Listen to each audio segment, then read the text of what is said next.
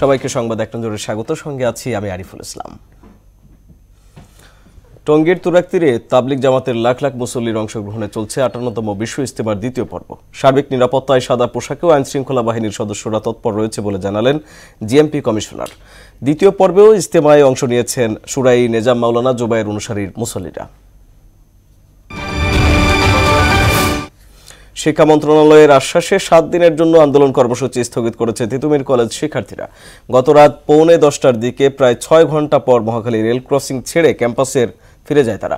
এর আগে রাত ৮:৩০টার দিকে তিতুমির কলেজের শিক্ষক ও ছাত্র প্রতিনিধির একটি দলের সঙ্গে ক্যাম্পাসের শিক্ষা মন্ত্রণালয়ের ২ যুগ্ম সচিবের বৈঠকে শিক্ষার্থীদের কয়েকটি দাবি মেনে নেওয়া হয়।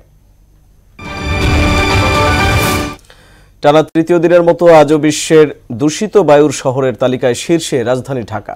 সকাল ৮:৩০টার দিকে আইকিউ এয়ারের মানসূচকে ঢাকার গড় বায়ুর মান ২৪৮, যাকে খুব অস্বাস্থ্যকর হিসেবে ধরা হয়।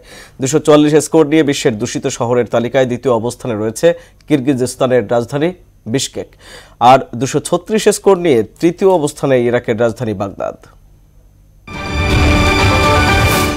বান্দরবনের লামার কামলা বাগান এলাকা থেকে অপহৃত ৭ শ্রমিককে মুক্তি দিয়েছে সন্ত্রাসীরা। সোমবার সন্ধ্যার দিকে সরই ইউনিয়নের দুর্গম লিংপুং পাড়া এলাকায় তাদের ছেড়ে দেওয়া হয়। বান্দরবান জেলার অতিরিক্ত পুলিশ সুপার আব্দুল করিম জানান, পুলিশ ও সেনাবাহিনীর অভিযানের মুখে সন্ত্রাসীরা শ্রমিকদের ছেড়ে দিতে বাধ্য হয়েছে।